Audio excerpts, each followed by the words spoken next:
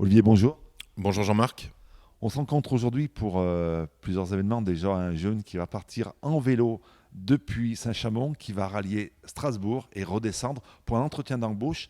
Mais il va faire ça aussi pour l'association Kylian. Quelques mots sur cette aventure. Moi, je suis assez admiratif de ce que fait Romaric, dans le sens où, pour avoir fait un petit peu de vélo ces dernières années sur différents défis, je me dis qu'à 20 ans, s'engager sur un périple de 1650 km et quelque chose, c'est déjà formidable. Et avoir à l'état d'esprit de se dire que je vais lancer une cagnotte participative au profit d'une association, enfin, je trouve qu'il joint le caritatif à l'aventure humaine. Et voilà, c'est à mon avis un beau défi qui s'est lancé. Il y a un défi donc qu'on va pouvoir suivre sur les réseaux sociaux grâce à vous, grâce à 42 TV. On va bien sûr relier tout ça. Et puis, une autre action que vous avez fait et une belle action, c'est l'histoire d'Antoinette qui a 79 ans et qui était bloquée chez elle. Quelques mots sur cette aventure. Alors Antoinette, on l'a découverte dans un article du Progrès du 23 décembre dernier, donc 2 jours avant Noël. Et c'était une dame qui, à la suite du décès de son compagnon, ne pouvait plus sortir de son immeuble avec le fauteuil électrique puisque personne ne pouvait plus lui ouvrir. Du coup, on a été sensible à 2 jours de Noël à cette histoire. On a contacté Antoinette et puis derrière, il a fallu qu'on collecte les fonds nécessaires à la réalisation de cette porte automatisée. Voilà. Et puis du coup, Kylian a participé en nom propre. Il a donné 1 000 € sur ses deniers personnels. Et on a été rejoint par une association de Saint-Romain-en-Jarret, l'association Calvin, qui a donné 1 000 € également. 2 associations de Rive-de-Gier qui ont participé et puis des particuliers. Et nous, on s'est contenté de compléter la somme qui manquait pour Antoinette. Donc là, c'est réparer le système qui était défaillant. C'était un système qui existait déjà, là, une porte automatique, ou c'est une porte manuelle qu'il a fallu automatiser. Alors c'était une porte manuelle, ce qui posait problème à la vieille dame pour sortir.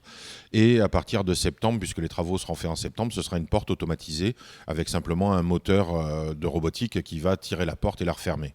Voilà, donc cette dame est en fauteuil roulant depuis toujours. Elle a la maladie des os de verre. Oui, c'est ça, c'est une maladie qui est relativement invalidante.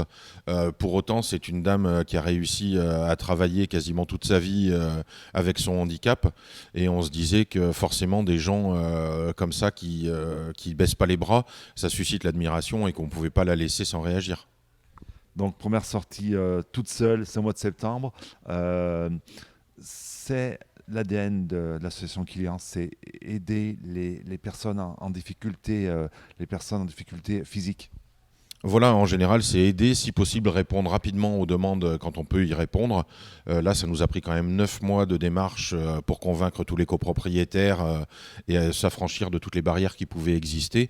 Donc 9 mois quand même pour en arriver à ce qu'aujourd'hui, en septembre, elle ait sa porte.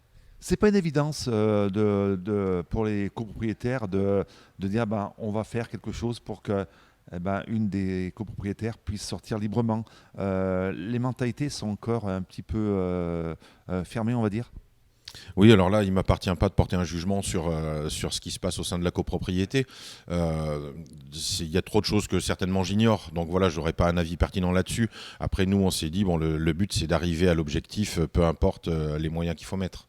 Et objectif rempli. Et puis l'association Kylian, c'est aussi des chantiers solidaires, c'est comme ça que ça s'appelle.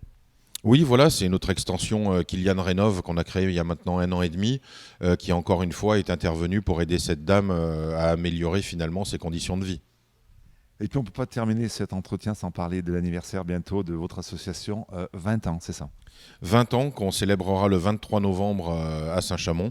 Et oui, ce sera à mon avis un moment émouvant parce qu'il y aura une belle rétrospective de tous ces gens qu'on a pu aider en 20 ans. Ça fait plus de 5000 personnes.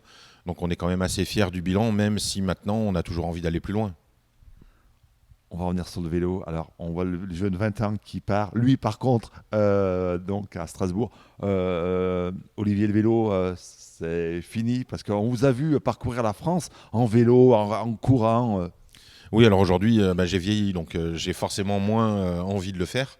Donc je suis d'autant plus admiratif de ce que lui va faire ces jours-ci, parce que 1600 km en 11 jours, il va falloir quand même pédaler, en sachant qu'il s'est mis quand même quelques cols sur le parcours. Voilà, sinon c'était trop facile. Non, non, voilà, je suis vraiment admiratif d'un gosse de cet âge qui est capable de s'engager pour les autres. Et chapeau, c'est une belle mentalité. Et puis s'engager pour l'association Kylian, n'hésitez pas à aider Olivier et l'association Kilian. Merci beaucoup. Puis nous, on sera là pour le 20e anniversaire. On viendra faire la fête avec vous. Merci Olivier. J'y comptais bien. Merci et au revoir à tous vos auditeurs.